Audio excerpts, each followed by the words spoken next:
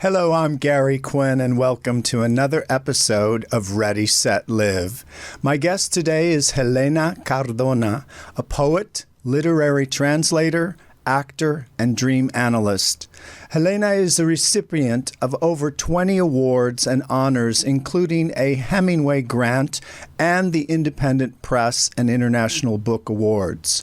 Her 7 books include 3 bilingual poetry collections and have been translated into 16 languages.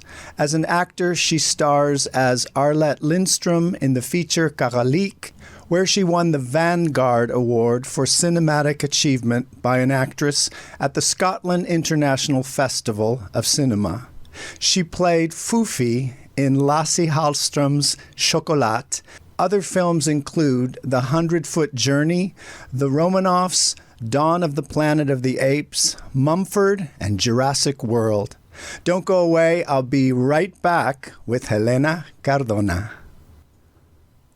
Welcome to the show, Helena. Thank you for having me. It's a pleasure. So you have such a wealth of experience. I mean, you were born in Europe. Right. Where was it? Was France, right? So yes, I was born in Paris, France. Right. Oui. C'est très bon. Okay. And I was raised all over Europe. So I lived in Switzerland, I lived in Germany, in England, in Wales, in Spain, Italy, and Greece. What a great childhood. Did you find that because you were able to, because I know you speak so many languages fluently. 6? Yes. Did you find that, you were able to assimilate things quickly, or that you were just savvy to be able to go right into another language? Right away at home, we had 3 languages because, so I was born in Paris and we moved to Geneva right away. So French was the major language at home, the basic one. But my dad, being a Spaniard, we also spoke Spanish at home, and my mom taught me Greek when I was a child. So we had all 3. And then I picked up German right away as a child, in Switzerland. And then I went on to study it at the Goethe Institute in Paris, and I got a fellowship to live in Germany and study it more. And then I picked up Italian later on. And so I just grew up, with the languages. And in Switzerland, anyway, everything is written in three languages everywhere. So I think it's a great gymnastic, it's great gymnastics for the brain. Yeah. And have you found that, when you were growing up, there was a sense of almost spiritual awakening because your parents were so worldly, or be able to teach you so many different, let's say, cultures? What was the inspiration that got you into the poetry, entertainment, this kind of thing? Yeah, these are, the spiritual awakening came to me when I was trying to find my way, basically, because I was a math major in high school, and in France it's selection through math, And so I got into medical school at 17, and after 2 years there I had a breakdown. It just was not for me, not the way the system is. And that was my spiritual awakening, because I almost died, and I realized, there was something else. And from then on, that stayed with me, The poetry, I started writing poetry when I was 10. Just like that, but it's something that I did not pursue for a while, even though I was writing, So yes, it was a very multicultural environment, how I grew up. My parents' friends were all from different countries. My dad worked at the UN, and so that was very stimulating, and I was very culturally aware and politically aware as a result of that. And what brought you to the United States or entertainment? What was the catalyst? Yeah, the catalyst was that, it was this process of individuation, basically, of like finding myself and my path and not doing, what was expected of me. And so I decided I had to leave Europe, and I did get a master's in American literature because I just loved reading and studying, and I was doing some theater on the side, but I had to leave all of that to free myself in a way. And so I started over. I moved to New York to train. I graduated from the American Academy of Dramatic Arts in New York and loved it and stayed, and eventually became an American citizen as well.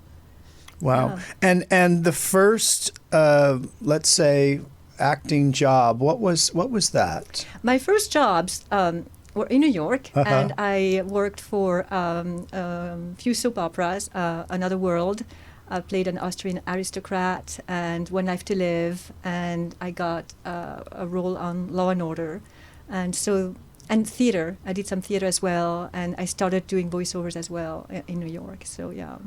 And then how did, because I remember Chocolat, Yes. the movie, so well, because you were, it was a film that really, let's say, inspired me. Yes. And I didn't know you then, but I remember sitting in the cinema and I was watching Juliette Binoche and you and all others in the film, and I was just really touched by, because it's kind of that spiritual essence of, putting the love inside the chocolate. Yes.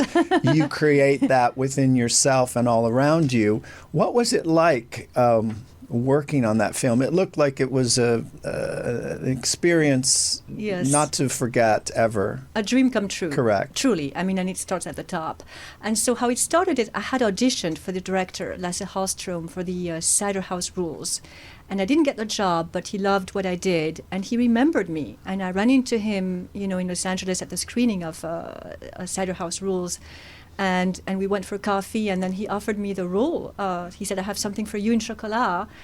And it was just amazing. It was just everyone, involved in this movie was just terrific. From, every single department, the whole cast. It was just unbelievable. The locations, we shot in France, in a village, Flavigny, in Burgundy, not far from Lyon. And then we shot at Shepperton Studios in London and in Bath, in England.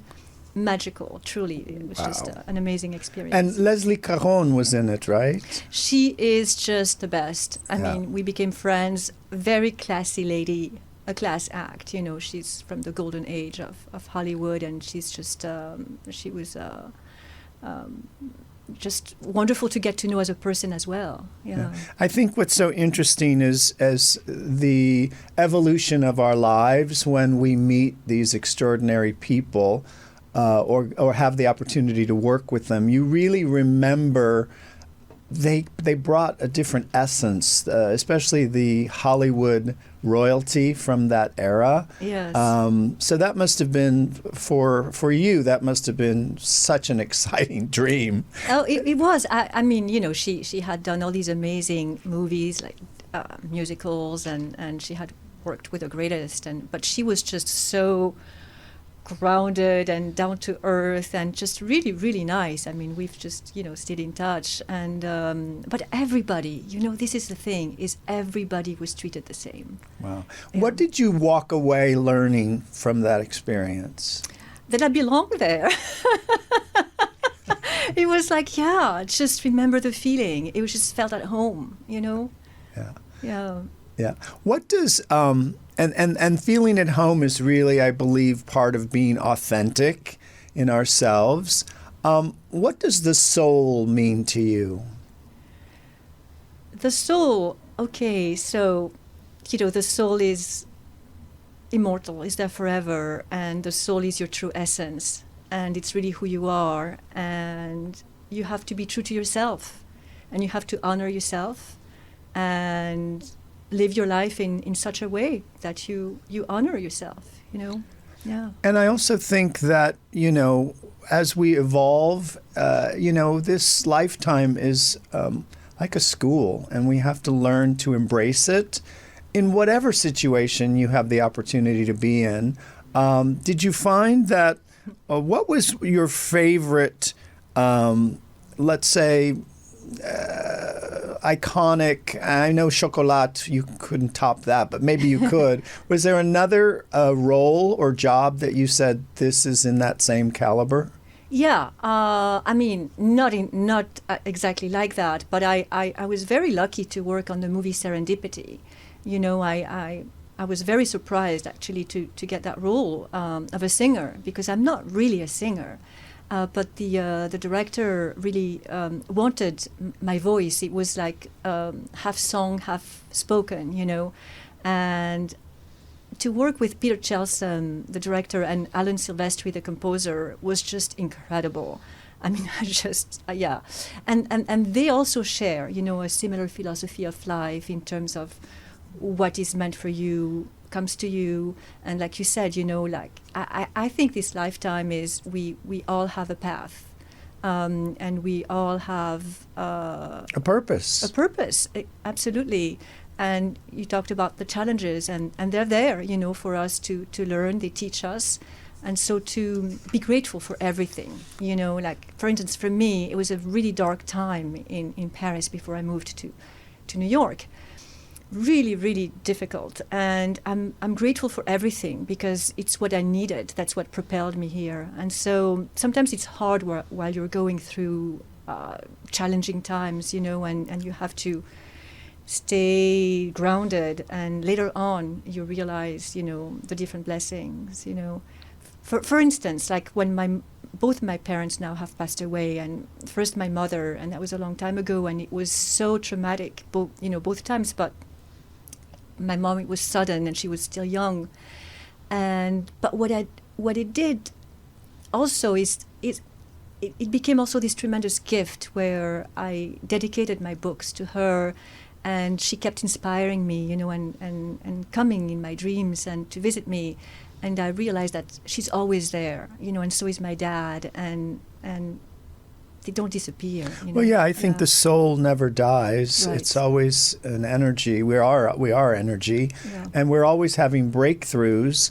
And that's why I think every moment is a new beginning, and we have to not take anything for granted.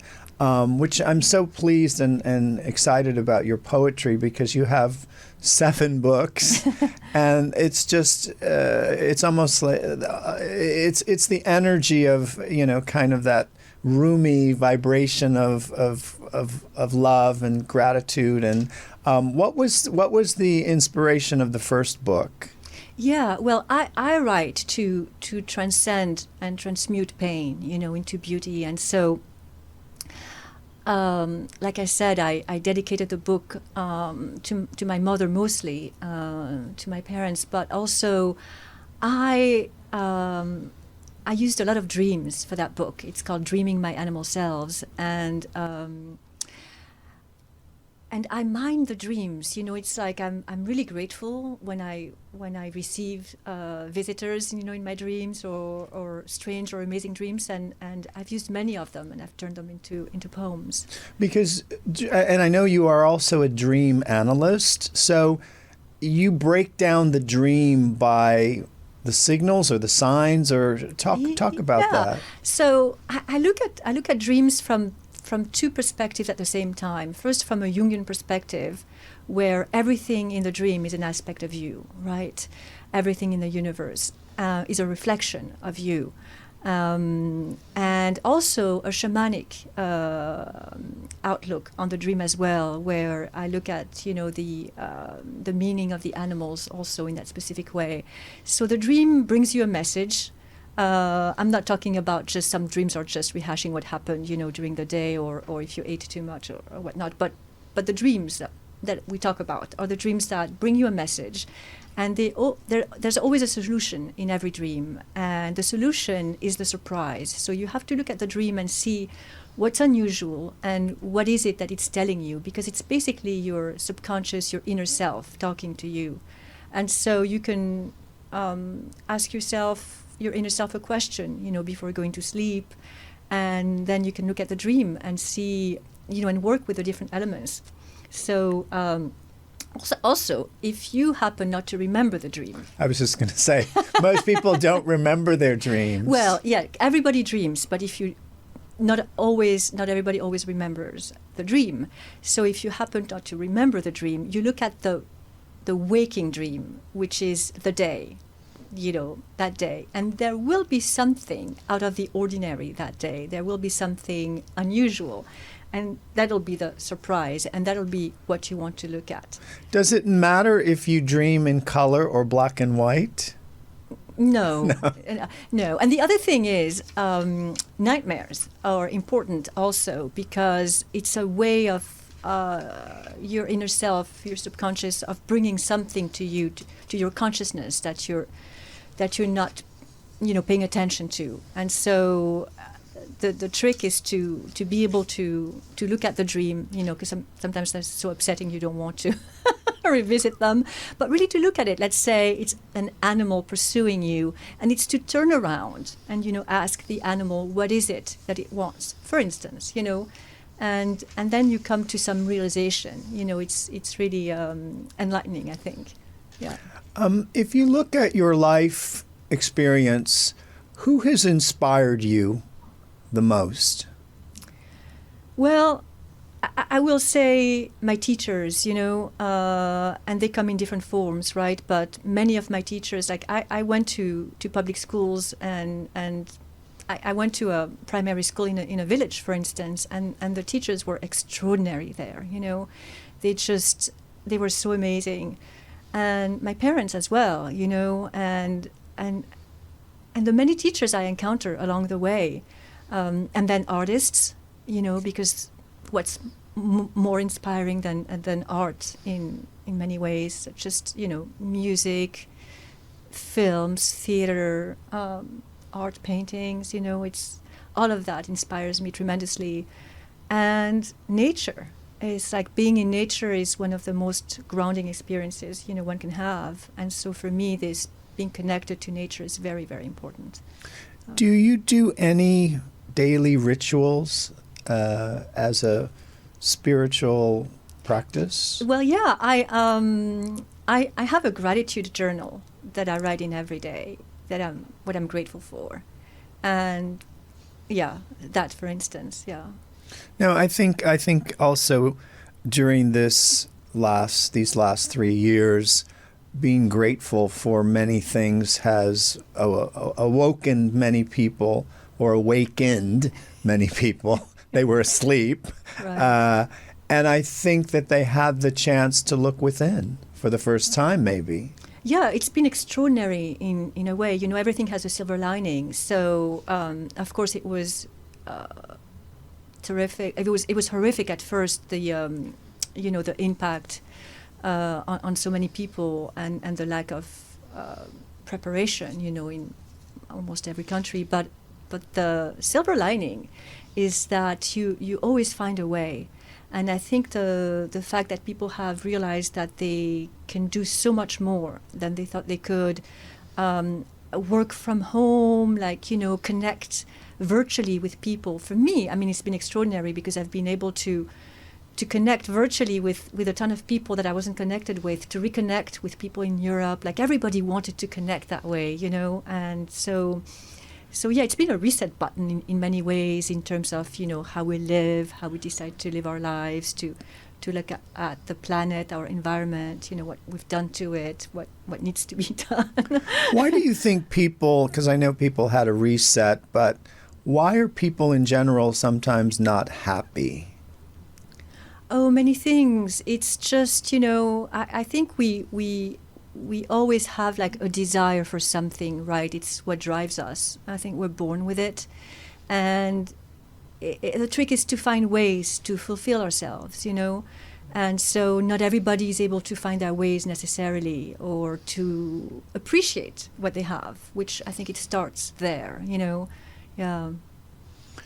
Exactly. What does suffering mean to you? Because some people have silent suffering, Yeah. where they don't feel connected, they don't feel loved, they don't feel I'm worthy of something, or I've not achieved the success that I am supposed to have. And so in some way they're silent suffering. Yeah, it can be different for, everybody has their own kind of suffering, and I think it's part of the human experience, and in a way, it's there's a polarity in our lives, right? Like, while we're on this earth in this lifetime, we're going to experience it all, because there's no good without bad, and there's no joy without suffering, and so it's to accept some of it, and then to learn to transcend it. That it's just we are, I think, expected to go through it. It's part of the process, of being alive and of living our lives, and we feel, and so we are going to experience suffering as well. And then it's really how you deal with it, and how you process it, and what do you do with it, and how you overcome it, and how you move forward. But it's not that it's going to disappear completely. I think that's when you become one with everything, right? Who would you like to meet or work with spiritually or creatively? Oh, there's just so many. I it was just such a list of artists that I would want to work with. I wouldn't even know where to begin. Top two. Yeah, I'm gonna like quote some people and leave others out, and yeah. What's next for you? What's the bucket list that you say, I will complete this, or I want to manifest this?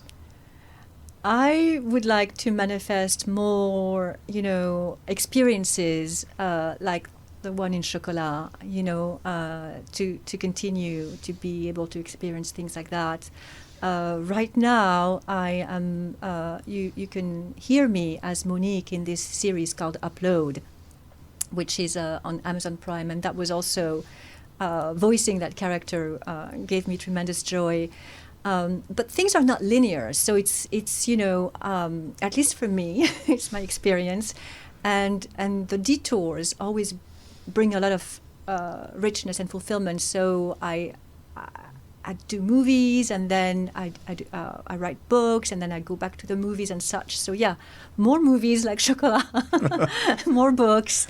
Who knows? Expanding into other maybe roles in film as well. Like I don't know if I'll direct one day, but right now I want to. Yeah, I love expressing myself as an actor, and I love writing. So right now these two are the main ones. Well, you are truly a Renaissance woman.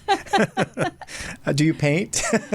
I don't paint, but I enjoy doing the dream work. I enjoy shamanic work, because I think it's not just about improving yourself or growing your consciousness, but I think you always have to grow in a way, and learn, and so that's part of it too. All right, answer these one-word questions. What does love mean? Oh, love.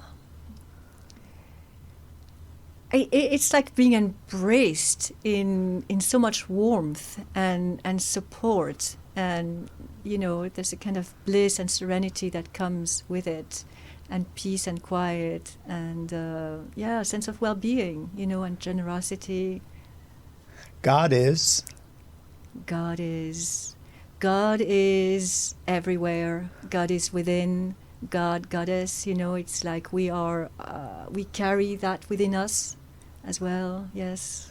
We're all divine and everywhere in the beings like humans, animals, but also I think rocks, mountains, rivers. Yeah.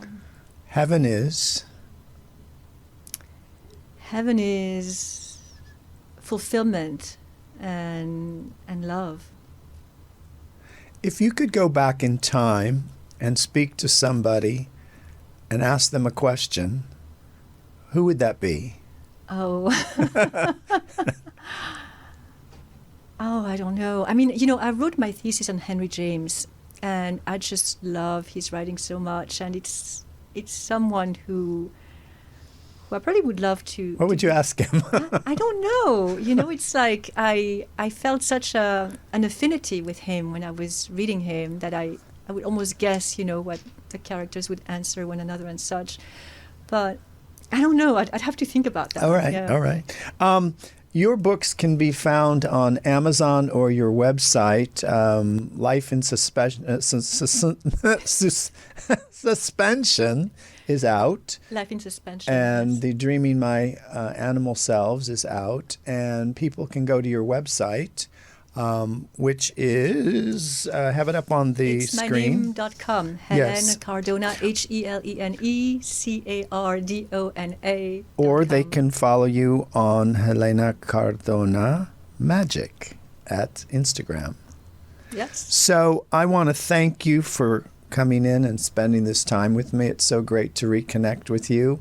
And I wish you great success in all the new things that are coming to you. Thank And you. it's always such a pleasure. Thank you, Gary. It was such a treat being here with you. Thank you for having me. Super. I'm Gary Quinn. Join me for another episode of Ready, Set, Live. Until next time, be well.